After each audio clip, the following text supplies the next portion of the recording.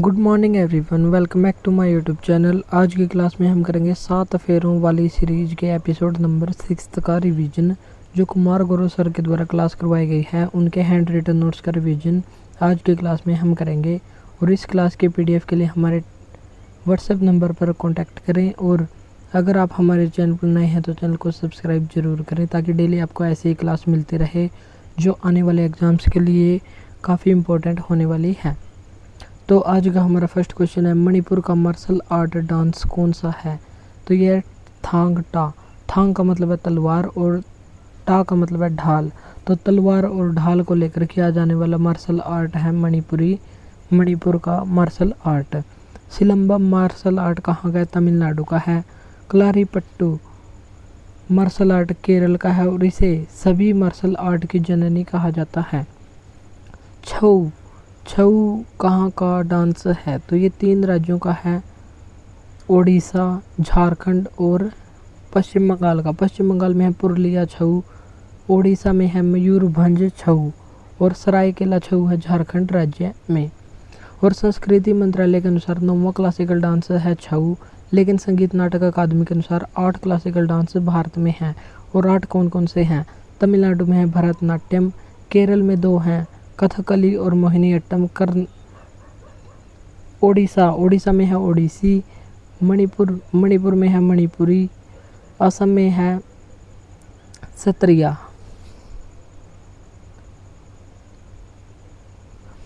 उत्तर भारत में है कथक और आंध्र प्रदेश में है कुचिपुड़ी क्लासिकल डांस। तो ये 8 क्लासिकल डांस भारत में हैं। और लेकिन संस्कृति मंत्रालय के अनुसार 9 क्लासिकल डांस हैं। मणिपुर में कौन सा डांस होता है? तो पुंगचोलम एक डांस होता है जिसमें ढोलक अनिवार्य तत्व होता है। संकीर्तन भी मणिपुर से संबंधित है और यूनेस्को की अमूर्त सूची में इसको शामिल किया गया है।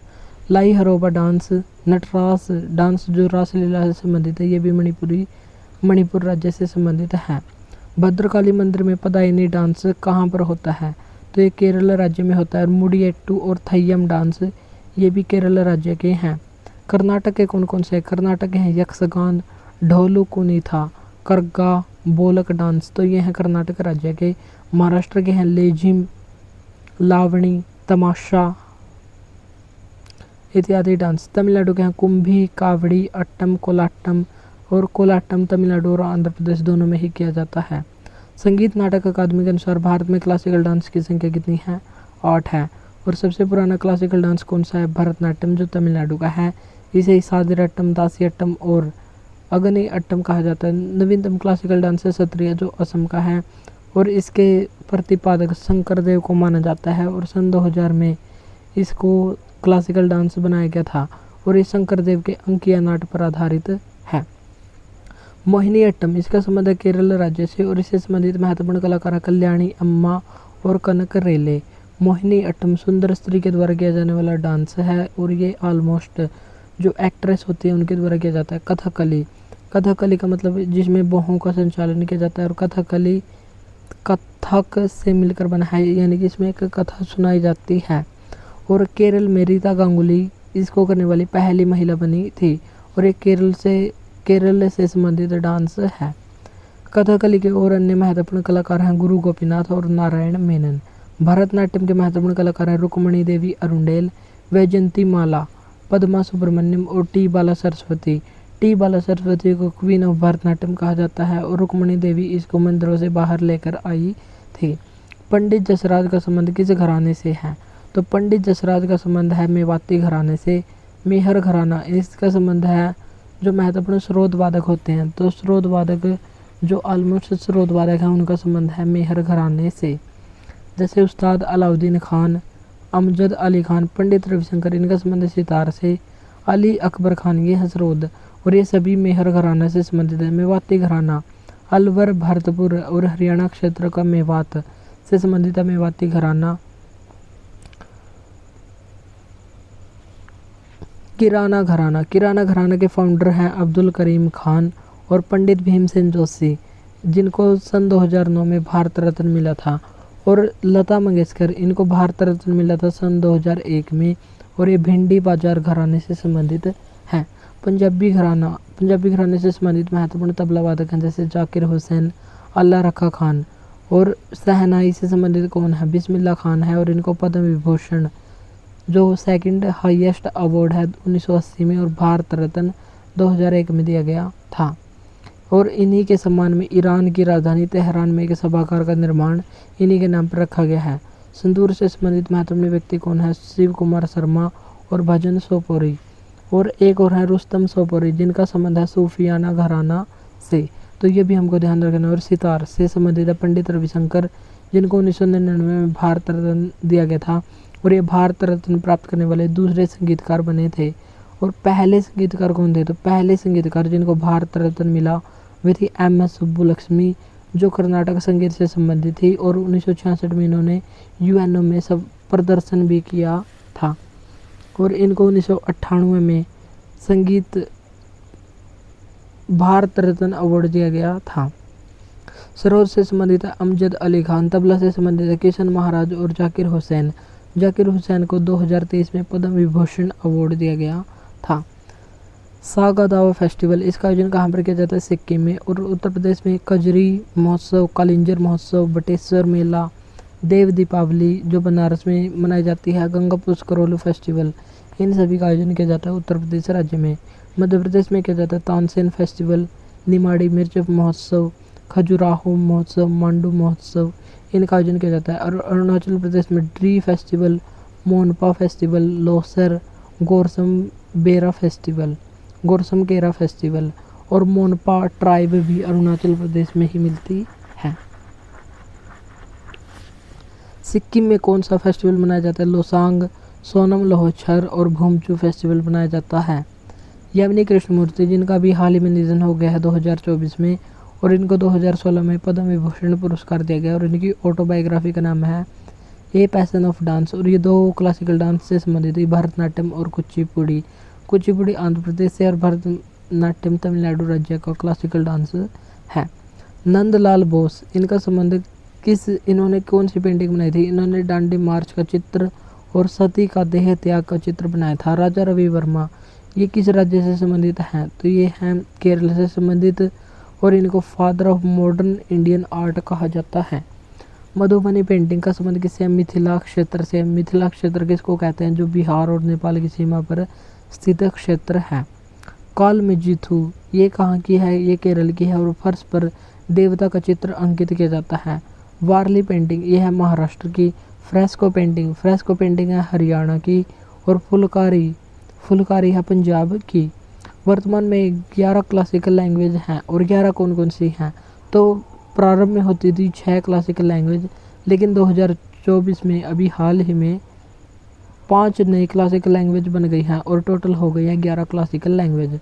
सबसे पुरानी कौन सी होती थी? तमिल 2004 में इसको बनाया गया था। फिर संस्कृत 2005 में, तेलुगु और कन्नड़ 2008 में बनाई गई, मलयालम 2013 में, और उड़िया 2014 में बनाई गई थी। और हिंदी क्लासिकल लैंग्वेज क्यों नहीं है? क्योंकि क्लासिकल लैंग्वेज होने की एक महत्वपूर्ण कंडीशन है कि उसका जो साहित्य है वह ओरिजिनल होना चाहिए, किसी से कॉपी किया हुआ नहीं होना चाहिए। लेकिन हिंदी भाषा की उत्पत्ति संस्कृत भाषा से हुई है, इसलिए हिंदी क्लासिकल लैंग्वेज नहीं है। और अभी 5 नई क्लासिकल लैंग्वेज बना दी गई हैं, असमिया, बंगाली, मराठी, प्राकृत और पाली। तो ये 5 नई क्लासिकल लैंग्वेज बन गई हैं, और वर्तमान में है 11 क्लासिकल लैंग्वेज। कोकब्रोक भाषा किस राज्य की मूल भाषा है? तो ये त्रिपुरा की मूल भाषा है। विशु या वुशु फेस्टिवल ये मलयालम नववर्ष कहलाता है, और केरल का नववर्ष भी इसी को कहते हैं। केरल में कौन कौन सा त्यौहार मनाया जाता है? ओणम ये 10 दिन का फेस्टिवल है, और इसके पहले और 10वें दिन को क्या कहा जाता है? और कौन से राजा के सम्मान में इसका आयोजन किया जाता है? तो ये 2 क्वेश्चन आपको बताने हैं यहाँ पर। मकर विलक्कुत फेस्टिवल इसका आयोजन किया जाता है मकर संक्रांति के अवसर पर 14 जनवरी को।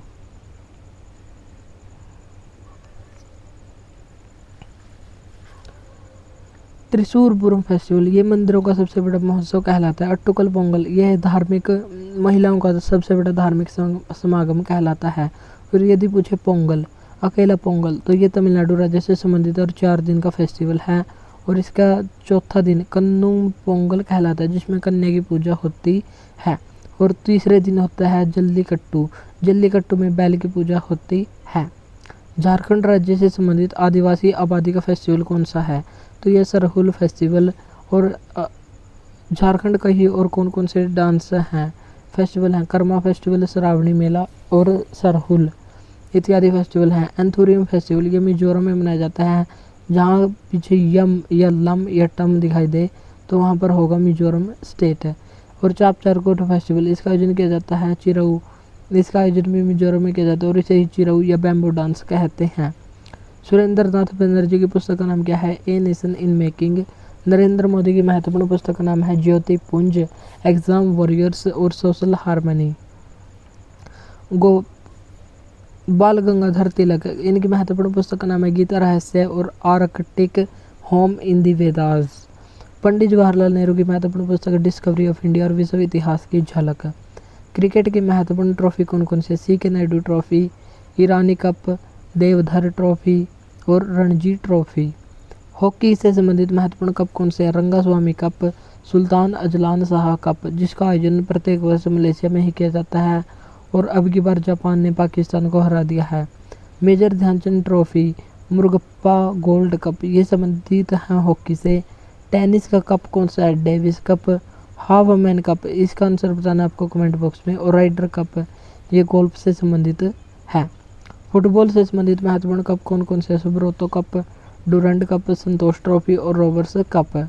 I do what I do पुस्तक किस अर्थशास्त्री ने 2017 में लिखी है? तो ये लिखी है आरबीआई के पूर्व गवर्नर रघुराम राजन के द्वारा। और उर्जित पटेल ये पूर्व आरबीआई गवर्नर रह चुके हैं और इनके द्वारा एक महत्वपूर्ण पुस्तक लिखी गई है जिसका नाम है ओवरड्राफ्ट।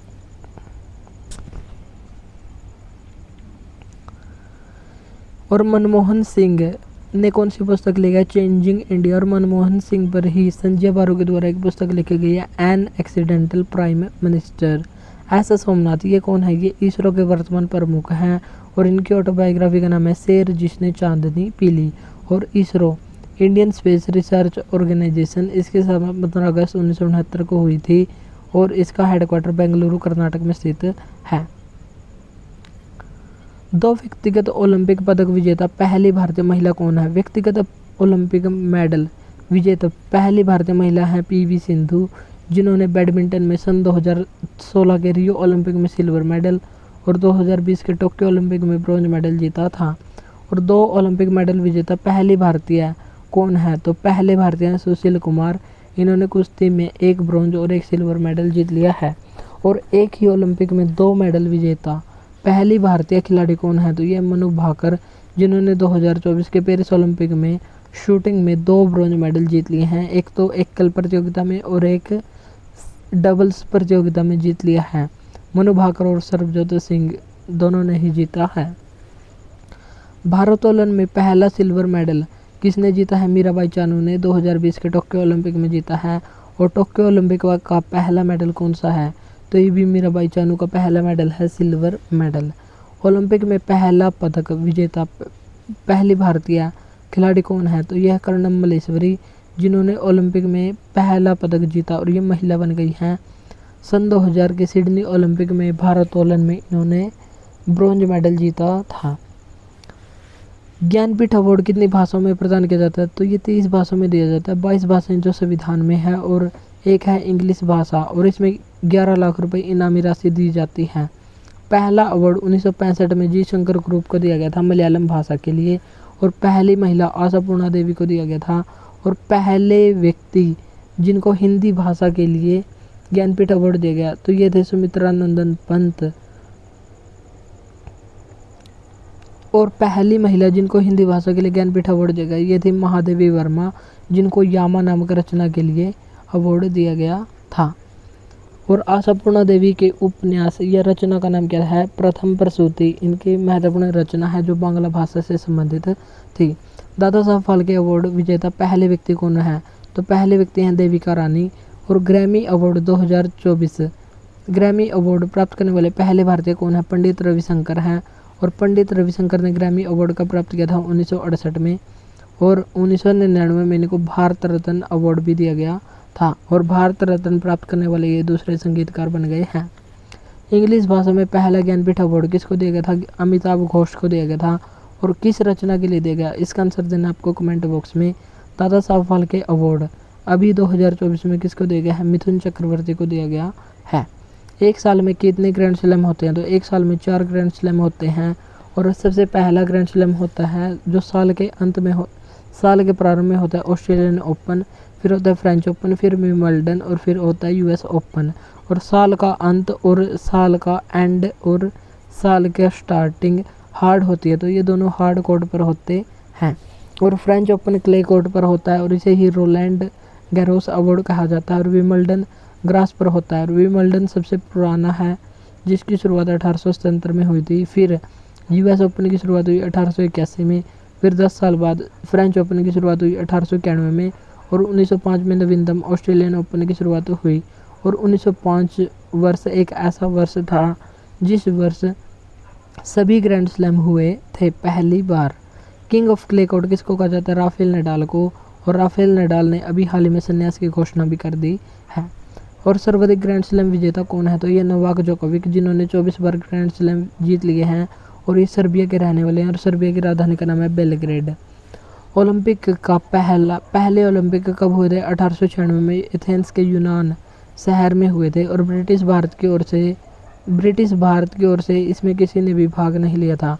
और भारत ने पहली बार 1900 के पेरिस ओलंपिक में भाग लिया था। और ब्रिटिश भारत की ओर से नॉर्मन प्रिचर्ड ने भाग लिया था जो एक धावक थे और इन्होंने 2 सिल्वर मेडल जीत लिए थे। भारत के लिए पहला व्यक्तिगत पदक किसने जीता था? के.डी. जाधव ने कुश्ती में जीता था 1952 के हेलसिंकी ओलंपिक में। किस स्टेट में पहली बार ईवीएम इलेक्ट्रॉनिक वोटिंग मशीन का यूज़ किया गया था? तो ये केरल में किया गया था 1982 में। और ईवीएम की फुल फॉर्म है इलेक्ट्रॉनिक वोटिंग मशीन। और इसका यूज़ पहली बार परवूर विधानसभा में उपचुनाव करवाने में यूज़ किया गया था 1982 में केरल विधानसभा में। वीवीपैट क्या होता है? वीवीपैट का मतलब होता है voter verification paper audit trial. और इसका पहली बार यूज किया गया था 2013 में। और नागालैंड के नोक्सेन क्षेत्र में इसकी शुरुआत की गई थी। और इसका मतलब क्या होता है? Voter verification paper code. पहले ईवीएम ही होती थी, केवल बटन दबाकर आ जाते थे, लेकिन 2013 में इसकी शुरुआत हो गई वीवीपैट की। जब हम कोई वोट डालते हैं ईवीएम में और जब हम उसका बटन दबा देते हैं तो एक पर्ची कट कर उस मशीन में दिखाई देती है जिसका हमने वोट डाला है। तो इससे वोटर को वेरीफाई हो जाता है कि उसने जिसका वोट डाला है उसमें उसी की वोट डली है। तो इसमें इसका यूज किया जाता है वीवीपैट का। वीवीपैट की फुल फॉर्म है voter verification paper audit trial. 8 मई को कौन सा दिवस मनाया जाता है? 8 मई को मनाया जाता है रेड क्रॉस डे। और ये हेनरी ड्यूनेंट के जन्मदिवस पर मनाया जाता है। और हेनरी ड्यूनेंट कौन थे? हेनरी ड्यूनेंट को 1901 में शांति का पहला नोबेल अवार्ड दिया गया था। और रेड क्रॉस संस्था को 3 बार नोबेल अवार्ड दिया जा चुका है। 3 जून को कौन सा दिवस मनाया जाता है? विश्व साइकिल दिवस मनाया जाता है। 2 फरवरी को कौन सा दिवस मनाया जाता है? 2 फरवरी को वर्ल्ड वेटलैंड डे मनाया जाता है। क्यों? क्योंकि 2 फरवरी 1971 को ईरान के रामसर नामक शहर में रामसर कन्वेंशन हुआ था जो आर्द्रभूमि के संरक्षण से संबंधित है। और वर्तमान में भारत में 85 रामसर साइट हैं। और नवीनतम है तवा जलाशय जो मध्य प्रदेश की रामसर साइट है। और पहली रामसर साइट कौन सी है? पहली रामसर साइट है चिल्का झील जिसको 1982 में शामिल कर लिया गया था। तो इसको 1981 या 1982 किस वर्ष से शामिल किया गया था? तो ये बताना आपको कमेंट बॉक्स में। और भारत ने रामसर कन्वेंशन की संधि पर कब हस्ताक्षर किए थे? 23 अप्रैल को कौन सा दिवस मनाया जाता है? World book and copyright day मनाया जाता है। विश्व मरुस्थलीकरण और सूखा रोकथाम दिवस कब मनाया जाता है? 17 जून को। और 5 जून को विश्व पर्यावरण दिवस मनाया जाता है। क्यों? क्योंकि 5 जून 1972 को UNEP संयुक्त राष्ट्र पर्यावरण कार्यक्रम की शुरुआत हुई थी और इसका हेडक्वार्टर नैरोबी केन्या में स्थित है। 22 अप्रैल को कौन सा दिवस मनाया जाता है? अर्थ डे मनाया जाता है। और 22 अप्रैल को ये मनाया जाता है विश्व जैव विविधता दिवस। और 22 मार्च को मनाया जाता है विश्व जल दिवस। तो ये था हमारा 6th एपिसोड जो हमने इसका रिवीजन फर्स्ट किया है। अगर क्लास अच्छी लगी तो इसको लाइक और शेयर ज़रूर करें। और इस क्लास की पेड PDF के लिए हमारे व्हाट्सएप नंबर पर कॉन्टैक्ट करें, तो वहाँ से आप इस क्लास की PDF को भी ले सकते हैं। तो आज के लिए इतना ही, मिलते हैं नेक्स्ट वीडियो में। Thank you.